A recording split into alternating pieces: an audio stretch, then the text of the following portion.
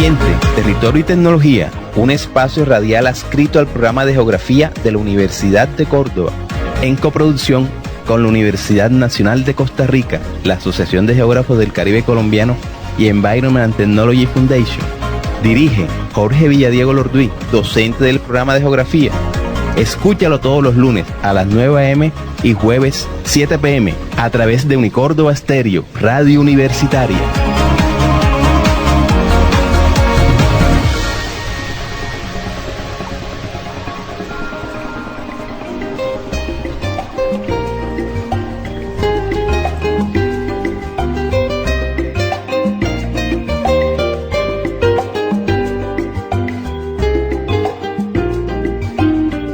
Cordial saludo a los oyentes de Ambiente, Territorio y Tecnología, un espacio radial adscrito al programa de Geografía de la Universidad de Córdoba. Hoy nos acompaña en la coproducción del programa el doctor Gustavo Barrantes Castillo, profesor de la Universidad Nacional de Costa Rica, el doctor José Raquel Mercado Ojeda, geógrafo, miembro de la Asociación de Geógrafos del Caribe Colombiano, y el ingeniero Pedro Payares Ramos, director de la Fundación Environment and Technology. Y este servidor, quien les habla, Jorge Villadiego Lorduy, profesor del programa de Geografía. Cordial saludo, compañeros.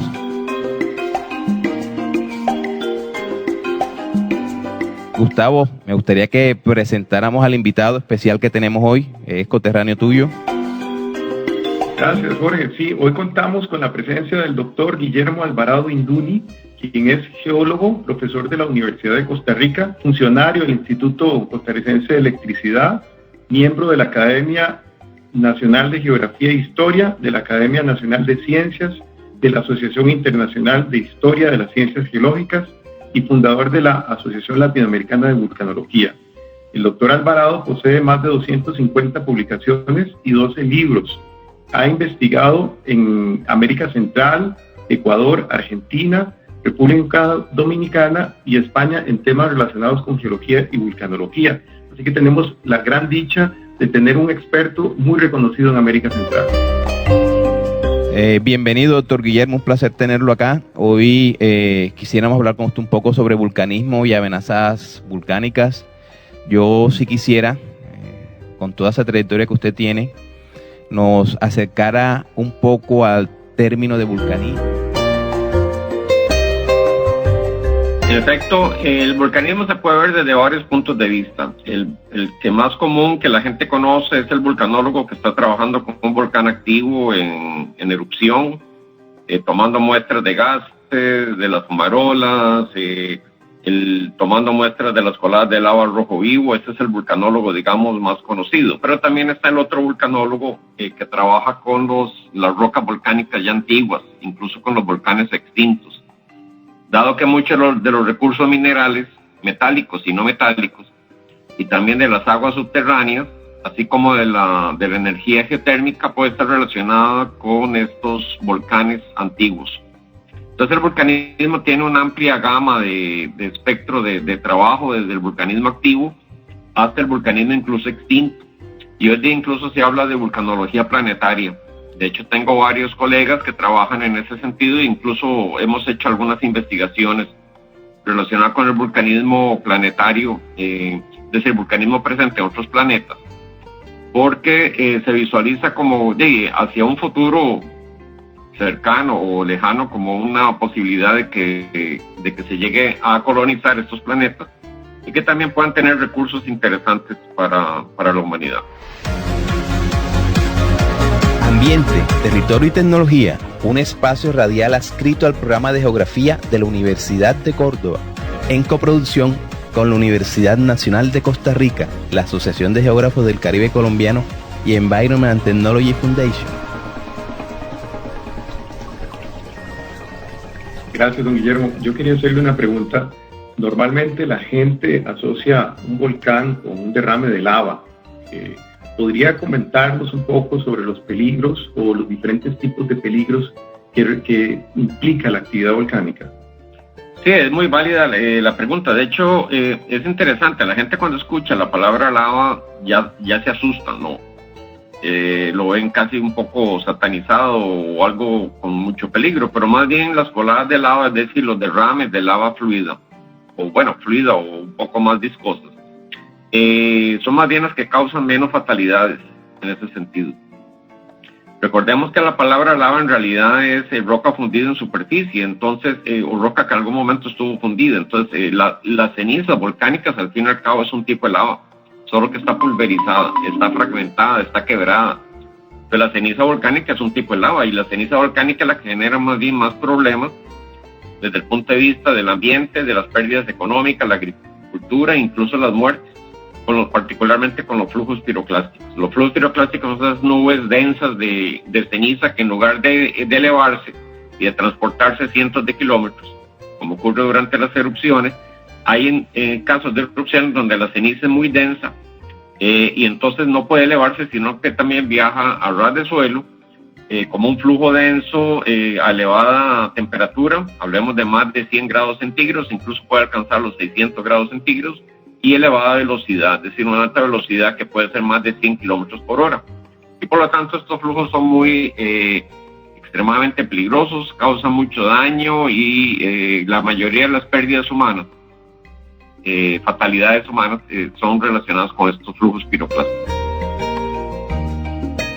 Otros tipos de peligro también, y especialmente, digamos, lo vivió el hermano país de Colombia, son las corrientes de barro. Estas corrientes de barro que los volcanólogos denominan lajares, son cabezadas de agua con sedimentos, troncos, partes de edificaciones humanas, pues viajan por los cauces de los ríos y llegan a generar grandes crecidas, grandes inundaciones y generan gran destrucción. Una de las pérdidas más a nivel mundial, más reconocida en la literatura y en todos los medios, es la famosa catástrofe de Armero, que cobró 22,000 vidas o más en solo una noche, en unas pocas horas, justamente. Es una catástrofe que se debe recordar siempre para que se trate de que no vuelva a ocurrir en otros países hermanos, especialmente aquellos que tienen volcanes nevados, que son mucho más peligrosos. Ambiente, Territorio y Tecnología, un espacio radial adscrito al programa de Geografía de la Universidad de Córdoba, en coproducción con la Universidad Nacional de Costa Rica, la Asociación de Geógrafos del Caribe Colombiano y Environment and Technology Foundation. Cordial saludo, doctor Guillermo Alvarado. Siendo que los volcanes significan una amenaza para la sociedad, leía yo en un artículo publicado en el 2019 por Jack Snow que alrededor de 800 millones de personas viven cerca de los volcanes, en un radio aproximado de 99 kilómetros. ¿Por qué es tan atractivo vivir cerca de un volcán, siendo que esto significa una amenaza para la sociedad? Sí, esa pregunta se la ha hecho mucha gente. El asunto es, vamos a ver, los volcanes tienen varios aspectos también positivos, llamemos benéficos, ¿no? O sea, tenemos la parte negativa, la parte perjudicial de los volcanes, que son las pérdidas económicas en vidas humanas, y la parte positiva. Dentro de la parte positiva tenemos los suelos fértiles, después de las erupciones volcánicas. Cuando hay una erupción volcánica, el suelo dura varios años en recuperarse, porque generalmente está muy ácido, puede compactarse, etcétera. Pero después de un tiempo, y en función de la porosidad de este suelo, se vuelve extremadamente fértil, y así lo han transmitido muchos de los agricultores. Es decir, años después, hablemos de 5 o 6 años después, los suelos tienen una producción bastante más grande de los productos agrícolas, por ejemplo.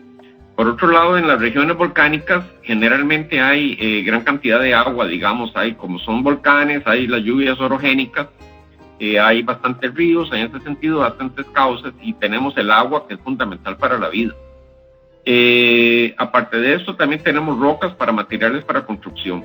Por lo menos en Costa Rica, gran parte, y en muchos, es la tónica en otros países latinoamericanos, incluso europeos, de que las rocas volcánicas se utilizan para construcción, y entonces obviamente las carreteras, los edificios, incluso hay rocas ornamentales en este sentido. Lo otro es que en las regiones volcánicas suelen haber arcillas, y las arcillas se utilizan también para la producción de ladrillos o de adobes en este sentido. Entonces tenemos una serie de aspectos, y si a ello le agregamos lo que es el turismo volcánico, ¿no? Por los paisajes bucólicos, esos paisajes hermosos de los volcanes, y si agregamos también lo de la energía geotérmica que pueden tener al pie de los volcanes, ya sean activos o extintos, y además las aguas subterráneas, pues tenemos todo un conjunto de aspectos positivos que hacen quizás la balanza más allá, tiran la balanza más hacia el aspecto positivo que hacia el negativo. Y más que las catástrofes ocurren, o las tragedias pues ocurren distanciadas en el tiempo. Entonces las personas tienen una relación de costo-beneficio, y es lo que se denomina el riesgo asumido. O sea, yo estoy viviendo en una región peligrosa, pero asumo ese riesgo porque las ventajas que tengo a corto plazo son más grandes que la eventual desventaja en el caso de ocurrir una erupción volcánica.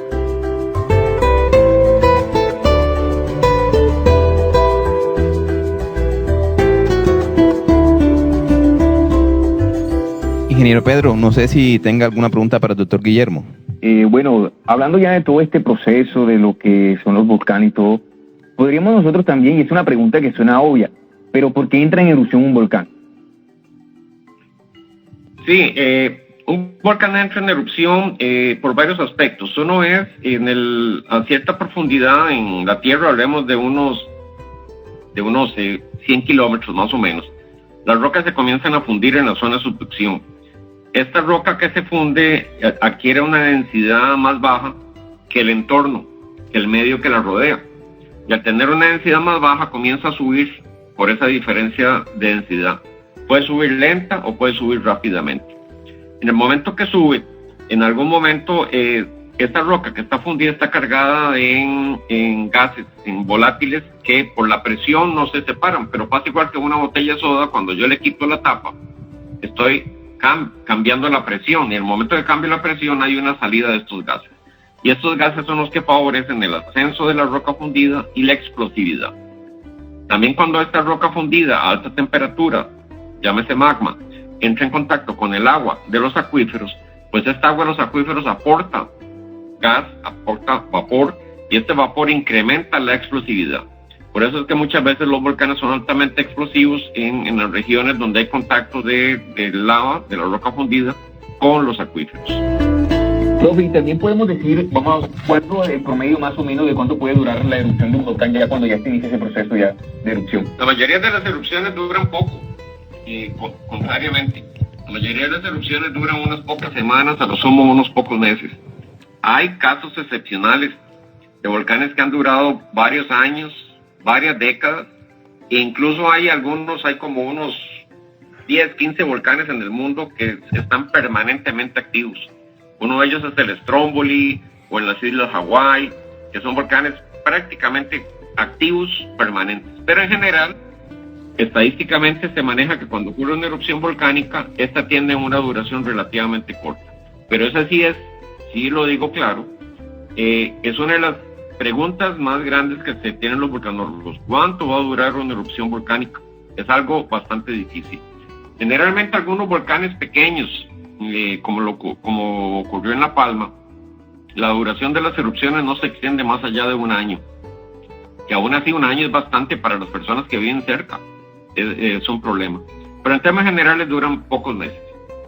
Doctor Guillermo, yo tengo una consulta, y es que en varias ocasiones he escuchado a personas expertas en el tema que hay una diferencia entre magma y lava. Entonces no sé si hasta qué punto sí realmente existe esa diferencia.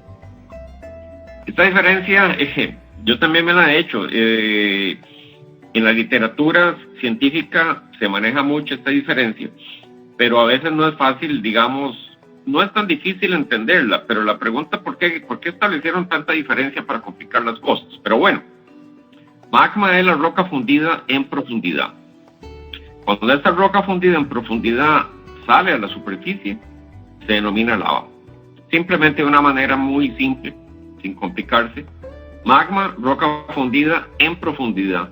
Y la lava, la roca fundida cercana o saliendo a la superficie. Guillermo, quería preguntarte, de los volcanes que has conocido en América Latina, que son bastantes, ¿cuáles son los que representan mayor peligro para las sociedades que lo rodean? Sí, eso es muy interesante, porque una cosa es la peligrosidad y otra cosa es cómo la sociedad afronte esos peligros. Por ejemplo, hoy día salió un estudio realizado por un grupo latinoamericano, dicho sea de paso, y por ejemplo encuentra que algunos volcanes de Costa Rica incluso son bastante peligrosos, es decir, que pueden infringir mucha pérdida económica y daño. Pero por otro lado, también se dice en ese estudio que el país está bastante preparado para afrontar esto, es decir, que hay una resiliencia alta, hay una preparación, hay una educación alta para poder afrontar estos. Entonces, ahí reduce en ese sentido lo que es el riesgo, que al fin y al cabo son las pérdidas, ¿no?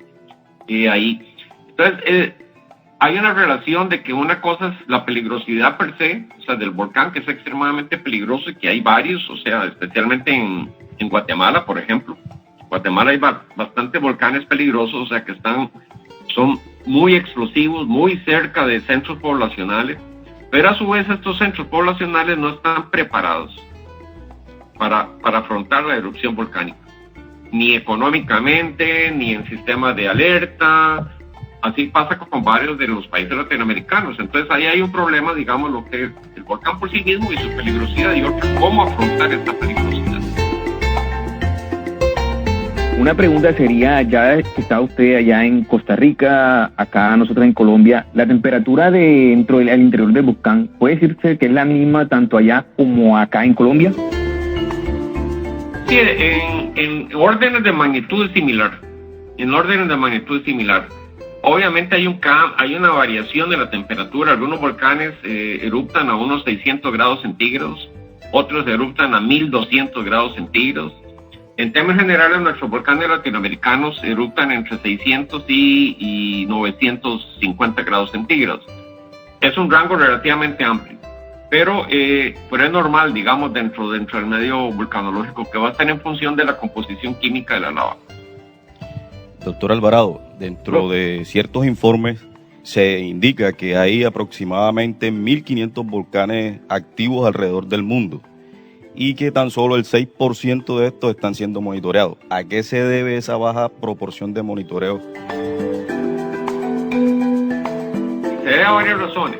Una es que muchos de los volcanes activos están por debajo del nivel del mar. ¿Ok?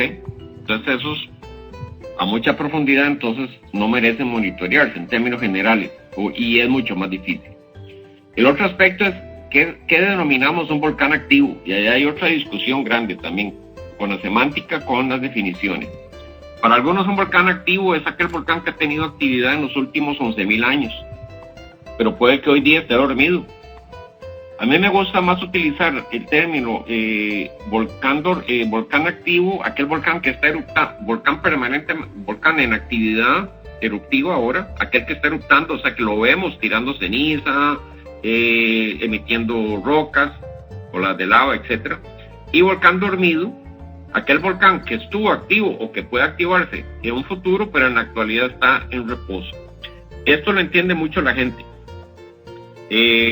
Porque cuando uno llega a un volcán y no ve ninguna manifestación y uno dice, bueno, este es un volcán activo. Bueno, ¿por qué es un volcán activo? Bueno, porque estuvo activo hace 100 años. Sí, pero ahora no está haciendo nada. En cambio, el público en general entiende mejor el término dormido. ¿Dormido qué significa? Que se puede despertar. Entonces, vamos a ver. Hay algunos volcanes que estuvieron activos hace 400 años, por ejemplo, y hoy día tienen 400 años de estar dormidos. Los volcanes que se monitorean son aquellos volcanes, principalmente uno, que están cerca de centros poblacionales, y hay muchos volcanes que están lejos de centros poblacionales, entonces la peligrosidad es muy baja en ese sentido, o volcanes que tienen un alto potencial de activarse. En términos generales, lo que se dice es que un volcán debería tener una estación sismológica para llevar un control mínimo de la actividad del volcán, un control mínimo. Y aquellos volcanes que sí están con una mayor peligrosidad o con mayor actividad o que pueden entrar en una actividad explosiva importante, se instrumentan más. La instrumentación es muy cara y el mantenimiento. Lo mismo que el personal, y lo mismo que si el personal debe estar 24 horas, 7 días a la semana, durante todo el año o no.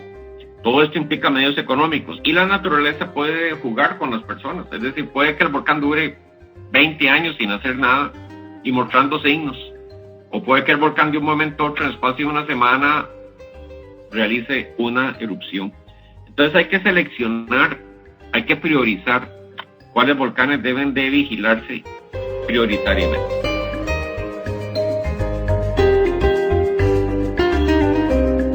Profe, una pregunta que yo le quería hacer es, ¿qué pasa cuando la lava llega al mar? ¿Qué proceso se da? ¿Qué se forma? Sí, cuando la lava llega al mar pueden ocurrir dos procesos. Si la lava entra en forma masiva, es decir, como un cuerpo único, masivo, generalmente no ocurre explosividad, no hay explosión, lo que hay es salida de vapor, punto.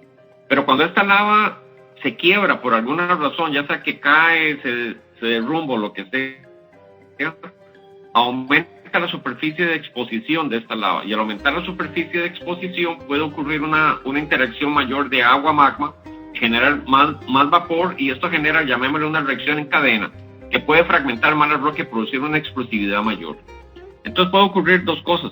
Resumiendo, la lava puede llegar al mar relativamente tranquila, o puede llegar al mar y generar una alta explosividad. Cuando los volcanes eruptan bajo el nivel del mar, a más de 2 kilómetros de profundidad, la presión del agua es tal que impide que haya explosividad en términos generales. A menos que la lava tenga mucho gas previo, si la presión del mar, la presión del agua, de la columna de agua es muy grande, pues prácticamente la colada lo que hace es que se vierte tranquila como una lengua de lava, pero no ocurre explosividad. Doctor Guillermo, yo ahorita que está hablando de todos estos procesos de vulcanismo, ¿existe alguna clasificación para definir las erupciones o los tipos de erupciones que se pueden dar ante un proceso de vulcanismo? Sí, claro, hay una serie de clasificaciones, algunas más complejas, otras más simples. Se prefiere utilizar las más simples para que sea más de comprensión a la gente, porque entendamos que el vulcanismo tiene que socializarse, el conocimiento tiene que socializarse. Socializarse significa que las personas lo entiendan, o sea, que no quede solo a nivel de los científicos. Dentro de esas clasificaciones hay unas que son bastante antiguas, del siglo XIX, por ejemplo, inicios del siglo XX, por ejemplo, que hablan del vulcanismo stromboliano, que viene del volcán Stromboli en Italia, que es un vulcanismo explosivo, pero no muy peligroso, que emite rocas al rojo vivo, que se observa, generalmente es un vulcanismo turístico, digamos que a cierta distancia se puede observar con una relativa seguridad. Está el vulcanismo vulcaniano, que ya es un poco más explosivo. Vulcaniano viene de vulcán, que es un volcán también en Italia. En Italia fue en gran parte donde nació las primeras investigaciones vulcanológicas en Europa, ¿no? Y además los romanos pues vivían al pie de estos volcanes. Entonces, el vulcanismo vulcaniano, valga la redundancia, es ya un poco más explosivo. Y está el pliniano, que viene de un romano en el año 79 de nuestra era, que murió cuando intentó rescatar a la gente en Pompeya, y él se llamaba Plinio el Viejo, que era un historiador, era un naturalista, era uno de los primeros naturalistas a nivel mundial.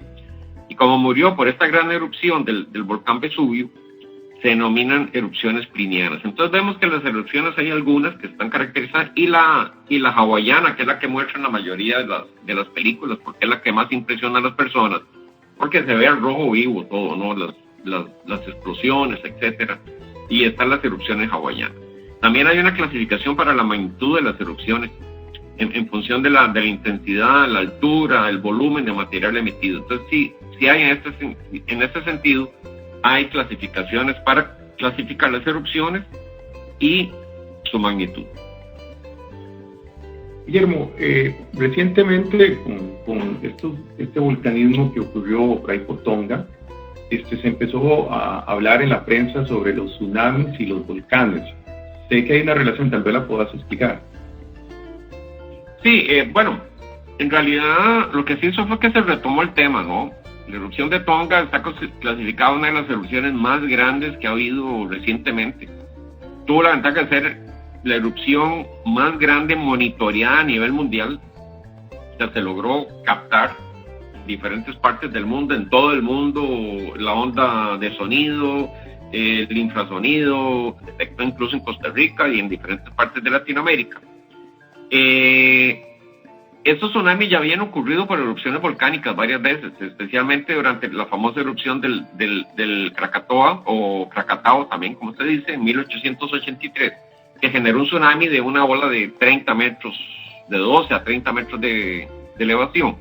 Pero ella ocurrió en una época en la cual los medios de comunicación eran pobres, y prácticamente no hay nadie que la haya visto, digamos, es algo que se ve como historia antigua, aunque no es antigua, pero la gente lo ve como historia antigua, lo ve como casi como una fábula, ¿no? En aquel sentido. Y la erupción de Tonga, en este volcán en Tonga, pues lo que hizo fue traer a colación nuevamente. Además ya vemos que han habido varios tsunamis que han generado pérdidas económicas en tiempos recientes y sorpresivamente.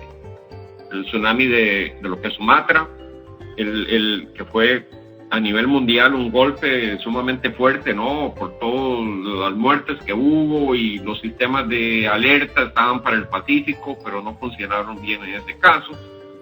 Después vino otra erupción también de la NAC Krakatoa, que es el hijo de Krakatoa.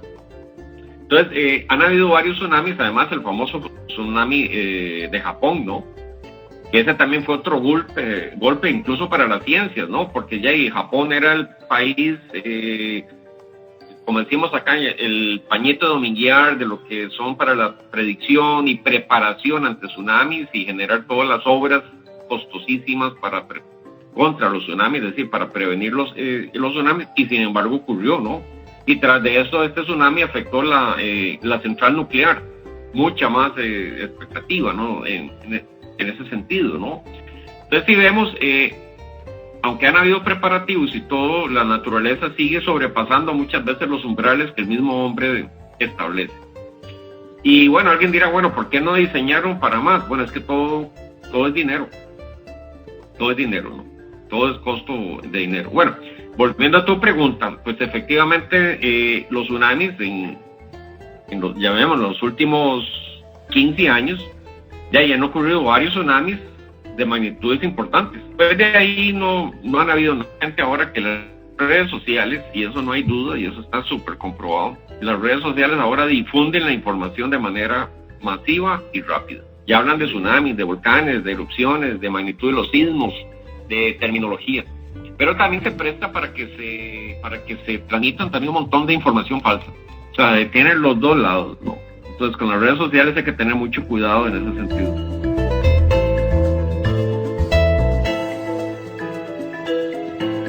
Doctor Alvarado, asociado a eso que comentaba el ingeniero Pedro Payares y pues la pregunta de los tsunamis, ¿son las dorsales centrales oceánicas, se pueden considerar como volcanes? Y las centrales dorsales oceánicas tienen que ver con el origen de los tsunamis. Las dorsales oceánicas, es decir, esas cordilleras volcánicas en medio de los océanos, especialmente en el océano Atlántico, sí son volcanes, son cadenas volcánicas, sin ninguna duda.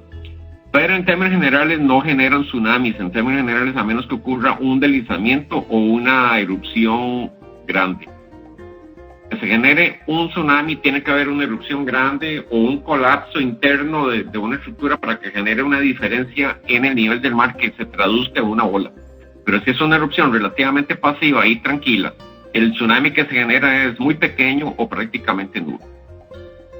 Recordemos que un tsunami también es cualquier movimiento del mar generado por un proceso externo, ¿no?